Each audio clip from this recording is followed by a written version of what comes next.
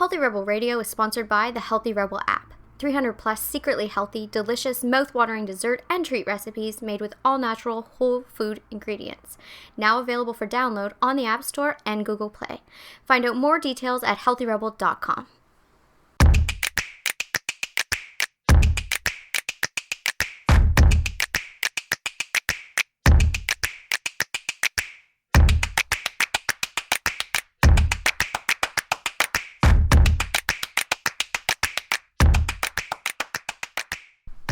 Welcome to Healthy Rebel Radio. I'm your host, Dr. David Dazer. I'm here with my Damie Health Healthy Rebel co-founder, Amy Lane. Good morning. Good morning. How are you today? I'm great, thank you. Good. Today we're going to start by talking about water. Was this one of your top trends for the year? Of course. Of course it is. With the Flint water crisis that has been happening, or has happened in the last couple months, water in U.S. schools has been a hot topic as well. I mean, this is coming up. And they're mainly looking at lead. I mean, in my practice, I do a lot of heavy metal testing. Okay. Usually looking for chronic disease, chronic disorder caused by high heavy metals. But in this case, they're looking for acute issues from high lead in water for kids. And they're finding a lot of problems in the school systems. That's really upsetting. Yeah, and it's has such huge negative effects, mainly in the sense of acute lead poisoning causes mental impairment. I think it's embarrassing for America. Oh, I mean, it's probably happening other places too. That's the thing. We can't. Oh, sure, but let's just not forget about the braggadocious nature of being the best country in the world, and then there's just what's going on in Flint.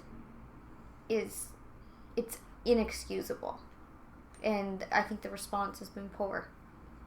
Yeah, definitely. I mean, a lot of things need to be done, and what they were saying with regards to this study was, how are we managing water in schools specifically? And they were saying that the only wells that the only water that's tested is when a school has its own well. Otherwise, water is not tested for schools. Because it's just on the public system. Right, exactly. But we're talking about schools maybe with really, really old pipes, or even communities with really old pipes. Anyhow, they did an assessment of school water and found that a significant number, I forget what the stat was, but it was a major number of schools actually had high lead levels, which acutely, of course, cognitive impairment. We often wonder where things are coming from, where the ADD diagnosis is coming from, why are certain kids having behavioral disorders, and we're trying to find correlation with hopes of finding causation. And this is actually coming up over and over since this Flint crisis has begun. I don't know what to say about it. I find it really upsetting. It is upsetting. I mean, I've seen the long-term consequences of lead. So acutely, lots of things happen. There's lead poisoning is terrible, and that's an emergency situation. But when lead gets into the tissues, you become at a higher risk for things like heart disease, higher risk for things like autoimmune disease onset if it's in your family. It's really tricky. Depression. Mainly when someone comes in and says, "Oh, I'm curious about lead," we're looking at the arteries. Yeah. But in this case, and in some cases I've seen, mood disorders, cognitive impairment, memory issues. It's scary. It's really scary, and I just feel, I obviously I'm very sensitive and have deep compassion for environmental illnesses, cancer, disease. I just feel that people of these things are such victims, and I just think it's completely unfair, and most people are unaware. Like, the people in Flint were unaware of what was going on. Right. And now we have children that could have major health issues permanently due to just drinking water. I just find like that shouldn't be happening in first world countries. No, it absolutely should. There should be a responsibility. I mean, we should be able to feel safe drinking water. It just shouldn't be. It's upsetting. Makes me feel sad for all these vulnerable people. It just makes me sad. Oh, me too. I really feel for the people who, maybe have Alzheimer's or maybe have dementia and are unsure why. It's not in their family. Like, really, really tricky things we don't know the cause of. Why are things happening? And then all of a sudden we're finding, environmental stuff that could have been prevented. And a lot of those people are affected by work. So it's something they have to go and do to provide for their family. And then they're exposed to these things. And it's tragic. It is. It's tragic. It makes me really sad. It's a complete victim situation. It's not a choice. Mm-hmm. There's no choice in it.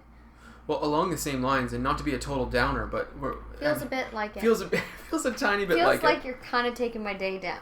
With the sun coming back, we need to talk about sunscreen. Oh. I mean, it just came back. You were just telling me last week that we need more sun exposure. That's what you were telling me. No, we do need more sun exposure. I've got a negative study to talk about sunscreen. Oh. Oh, yeah. Recent report was that 45% of the sunscreens used in North America and the UK actually cause sperm disruption. Yeah, I mean, that doesn't surprise me at all. That's like all the products that are on the regular drugstore shelf, the shampoos, the conditioners, the sunscreens. It's all, that can't be rocket science anymore. Like, you should be using physical block and, mineral-based things and, like, hats and whatever. And some people have great success with things like coconut oil. Like, I wouldn't strap coconut oil on my baby and then go let it play in the sun for 3 hours. But, like, we just have to be more intelligent about these things. Basically, if it's on, like, your basic, like, drugstore shelf and you turn it over and there's a bunch of perfumes and whatever and chemicals and blah, blah, blah, it's crap. And you shouldn't be putting it on your skin. Yeah. You shouldn't be bringing it into your home. Oh, definitely. End of story. No, it's so true. I mean, in this one study, they looked at 29 UV filters from these sunscreens, and they tested them in a test tube where the environment was made to be similar as a fallopian tube. And then in that case, they found that 13 of the 29 actually disrupted the calcium channel within the sperm cell, which is how the sperm moves. So the motility was reduced. And some of them mimicked progesterone, which causes a change in how the sperm functions. And they were using levels that would be that we have found in the blood of people to be the same. So basically, yes, this was a test tube study, fine. But when we run blood samples, 100% of the time, if people have been wearing sunscreen, we'll find these chemicals in the blood. If we run urine samples, what was the stat here? 96 or 98% of the time, we'll find it in the urine. So these chemicals are getting into the blood, they're getting into the body, they're sticking around for quite a while, and long enough that we can test them. And then we're wondering why there's such a huge fertility issue out there, right? And 45% of the common sunscreens, this is like most of the shelf, causes sperm motility issues. Major problem. So yeah, switching to things like mineral blocks is what we did years ago, and we found some that don't make your nose look white, and we've had lots of success with them. Yeah, I mean, there's a wide variety of choice now. Yeah, whether it be zinc oxide or titanium oxide. And there's even a company that I love is Jane Ardell Mineral Makeup.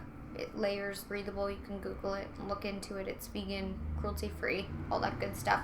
But they also have like a one-step thing that also provides you with a great sunblock. Like, you can just put it on and it's also your foundation, it's your powder, it's everything. Oh, okay, cool. Plus it's like breathable and healthy for people that are trying to clear acne or like all stages really of life. Like, it's a very healthy option. Nice. There's so many things like that. Oh, I mean, in the natural brand categories, Badger has one, Jason brand has one. But you have to be careful within those as well. Like, you have to stay on top of, oh, you do. Just because it says natural. Exactly. Doesn't mean. But what I've been really into, and I know I just sound 80 when I'm going to say it, but I'm really into hats. Oh my god. Hats are big right now. I am. That burgundy hat. If you talk about that burgundy hat one more time. I know. Oh okay, god. But honestly, the last few years, I've taken my skin more seriously, and I do naturally have very porcelain skin, and I've always used, self-tanner to get tan, and some sun exposure. When I was younger, I did tanning beds and the whole thing, so it's a nightmare. So now I feel like I have to kind of,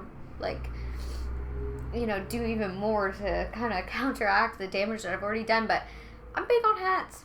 Nothing better than a cup of tea and a good hat. I'm sorry. I know I sound old. And a nice walk in the park. I have floppy hats. I have baseball hats. I have a wide variety of hats. Oh my god. I don't care. I know. You shouldn't. And I don't.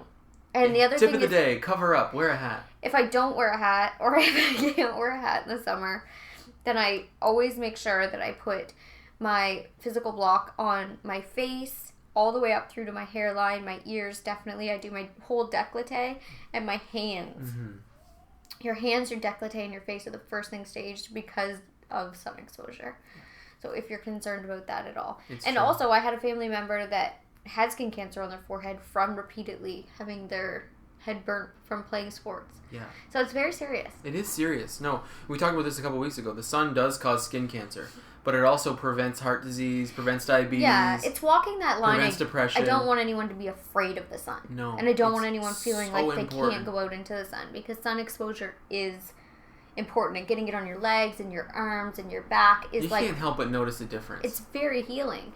It's just, understanding your limits and not going out to become super, super tanned. It's like everything. It's about learning the balance. Like, we swing too far often on things. We like, okay, it's either good or bad, but the reality is most things have a gray area. Yeah. And this is an area where, use the healthy blocks, use like physical blocks, and then use things like light, shirts, whatever, hats, whatever, but, get some some exposure. Oh, yeah, definitely. And then you have to notice at the same time. You have to notice what it does for you. Exactly. You have to become in tune. Like, I feel like I'm getting maybe a bit too sensitive because today's the first day of rain, and I feel like first day of rain in a week, and I feel like, my gosh, I miss it already. The other thing is coconut oil. It does work for some people, and like I said, I wouldn't test that on your children right away. I really wouldn't. I mean, obviously we should be always careful with our little ones, but I've seen people, my sister, she's very fair. We went to Orlando, Florida last year for 2 weeks. She used coconut oil, and it worked every day except for the last day. Wow. And the last day she was burnt, but she was also in and out of the pool, and she was out for like 4 or 5 hours. Right. So it was long hot. exposure. It was one of the hottest days. There wasn't reapplication, all that stuff. So. Well, that's pretty good though. That's great. Yeah, but it's not. It's something you have to test yourself. I'm not going to say it definitively works for everyone. Right. But. So tip of the day: hats, floppy, baseball. And when you do put your. Let's name different types of your hats. healthy sunscreen on: face, décolleté, back of hands. Yeah.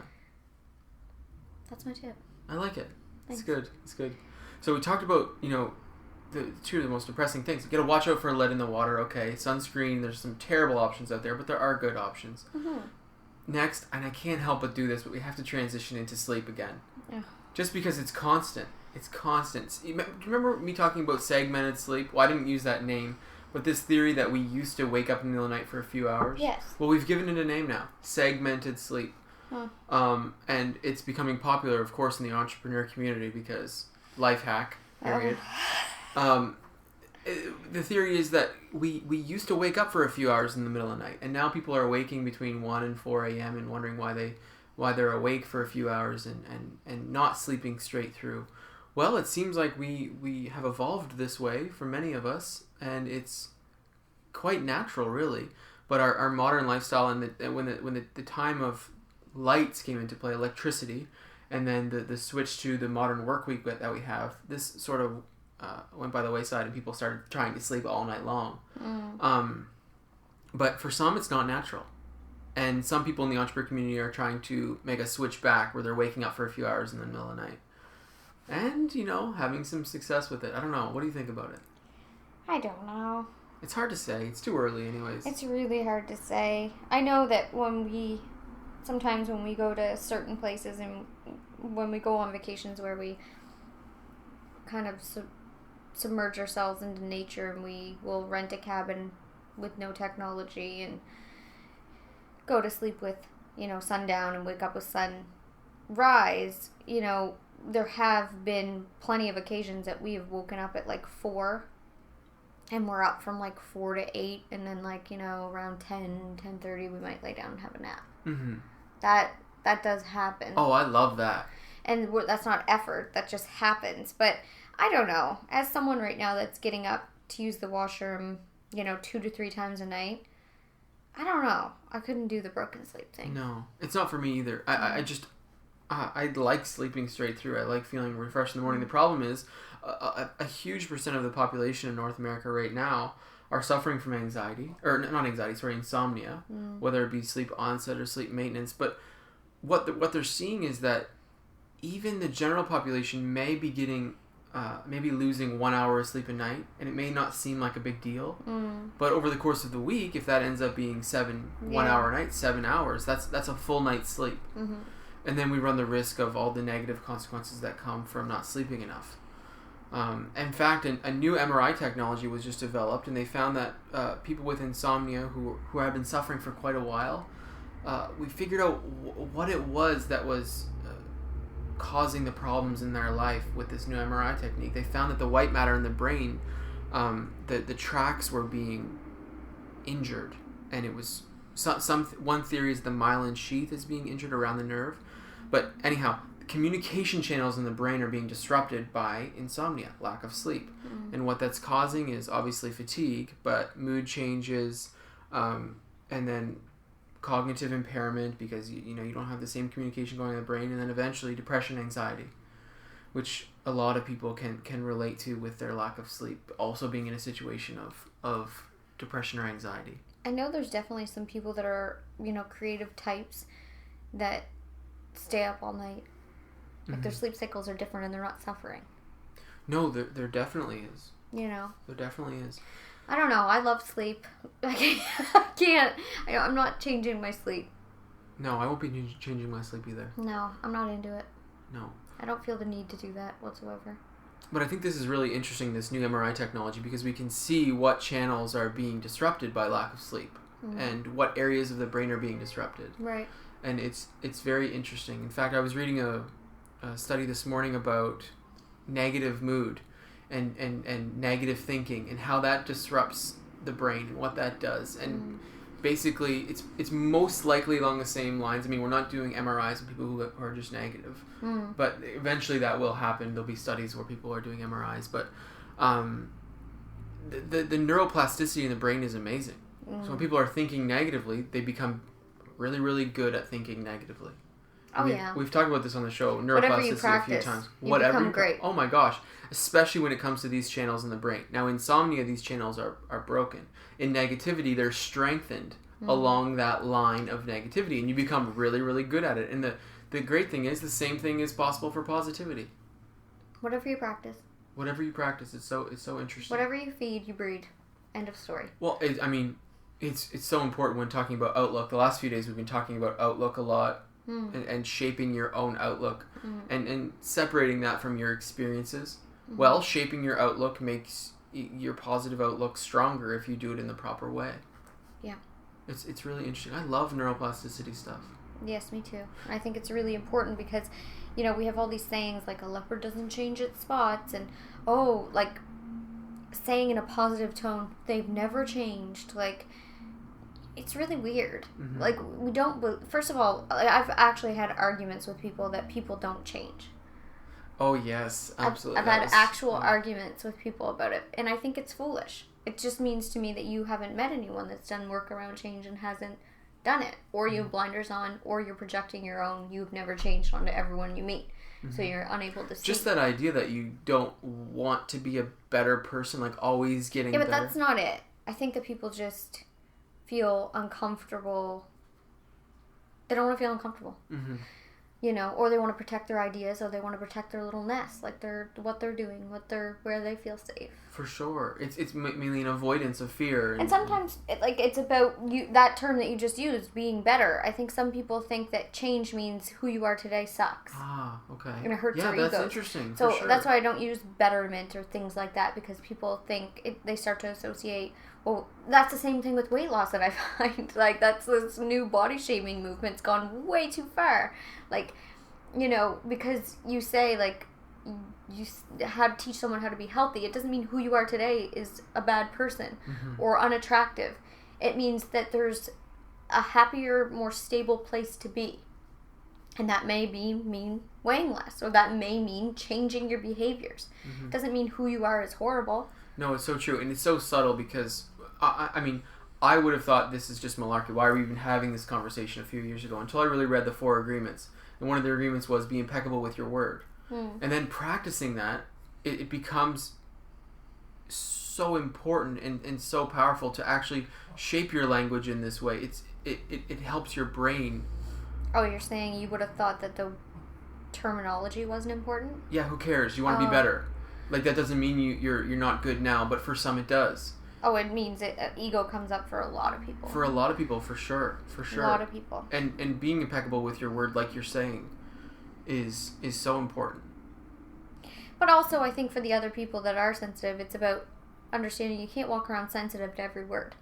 No, that's true. That's not fair either. That's using your emotions as a weapon against people. And I've had people like that in my life where you have to watch everything you say and you have to word everything a particular way, and it's exhausting and it's not fair. It's manipulative is what it is. You're telling everyone else they have to change, who they are and how they speak and what they do to coddle you, and that's not right either. No, you're right. It's most important when you're doing self-talk or when you're thinking or... You have to know yourself. Like for me, I remember when you and I first started working out, you used to say...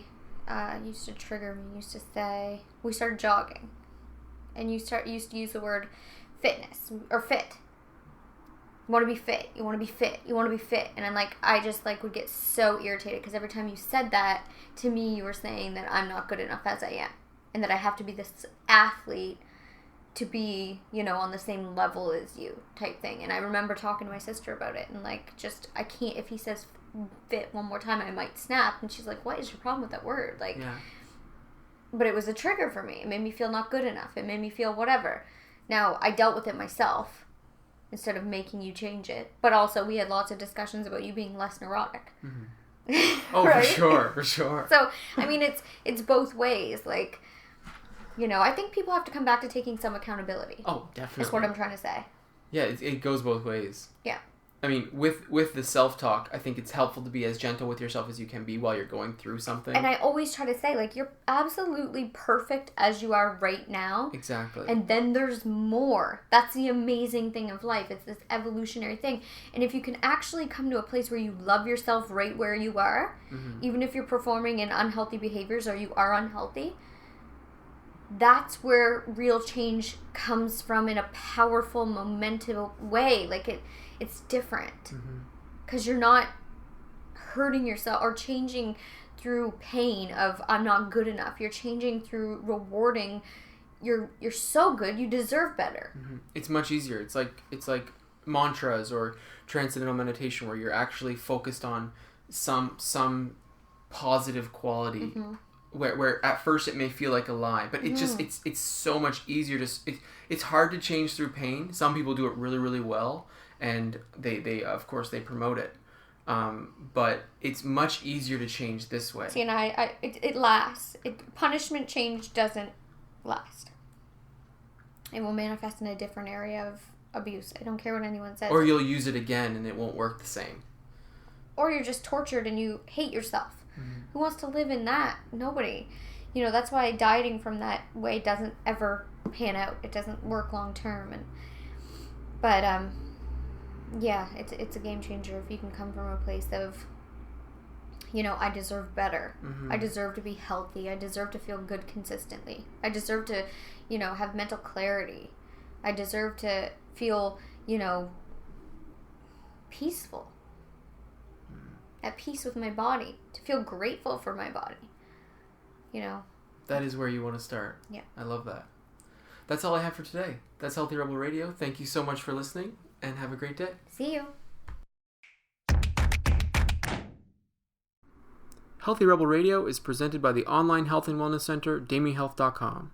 Since 2009, Amy Lane has successfully coached thousands of women through her signature program, the Bikini Body Program. Join today to work exclusively with Amy to unveil your greatest yet to be from the inside out. Go to DamiHealth.com for more information. Thank you for listening to Healthy Rebel Radio. Please connect with us on our community pages on Facebook, Pinterest, and Instagram, all at the handle @DamiHealth. For weekly recipes, articles, and all our episodes straight to your inbox, join our newsletter at damihealth.com. You can find all the links discussed in today's episode in the show notes. Thank you for joining us, and see you tomorrow.